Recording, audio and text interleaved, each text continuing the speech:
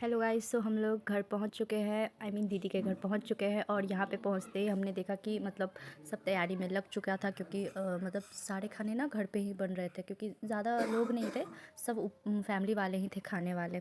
तो फिर मैं भी यहाँ पे लगी हुई थी, मैं यहाँ पनीर कट कर रही थी और मम्मी भी पनीर फ्राई कर रही थी। और यहाँ पे पनीर का सब्ज़ी बन रहा है, फिर आलू मटर गोभी का सब्ज़ी बन रहा है, और फिर खीर बन रहा है, पूरी बन रहा है। फिर मैं भी यहाँ पे पनीर फ्राई कर रही थी और मम्मी यहाँ खीर भी बना रही थी, और मैं इधर सारे वेजिटेबल ये सब फ्राई कर रही थी। मतलब सब मिल के खाना बना रहे थे, सच में बहुत अच्छा लगता है। और जब सब मिल के काम करते हैं ना, तो सच में मतलब काम भी बहुत जल्दी जल्दी हो जाता है, और फिर मतलब अच्छे से भी होता है। और फिर यहाँ पे ना एक में खीर पूरा नहीं हो पाया था, तो दो में बन रहा था। तो फिर सबसे पहले खीर बना था, फिर हमने चाय पिया, क्योंकि चाय पीने से हमारा मूड फ्रेश होता है। फिर मैं यहाँ पे गोभी भून रही थी, आलू गोभी के सब्ज़ी के लिए।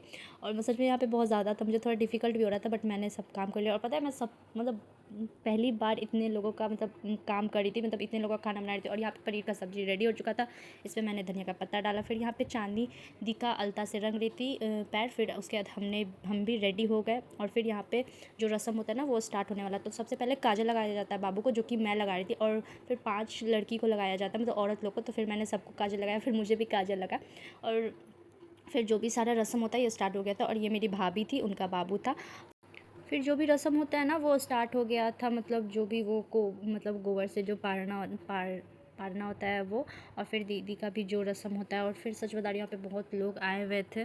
मैं तो साइड में ही थी, क्योंकि मेरा इसमें भी कोई काम नहीं था। मेरा जो काम था वो था काजल लगाना, क्योंकि वो मासी या बुआ करती है, तो बुआ थी नहीं, तो मासी को ही करना था। तो मैंने किया था।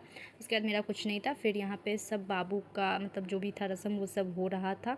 एक एक करके सबको सिंदूर लगाया जा रहा था। फिर उसके बाद क्या था, फिर बाबू का ना फिर यहाँ पे गीत वीत गवाया था पहले। फिर उसके बाद फिर जो भी खाना था वो हुआ।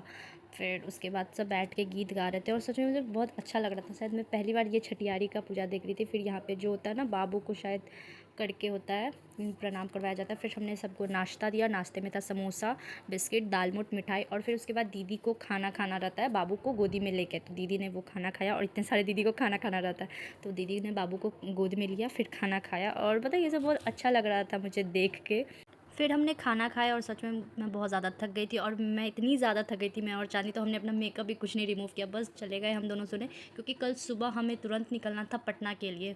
हम बस छठियारी के लिए ही यहाँ पे आए थे। That's all guys, bye bye. अगर मेरी वीडियो अच्छी लगे तो लाइक कर देना, और मेरे चैनल को सब्सक्राइब कर लेना।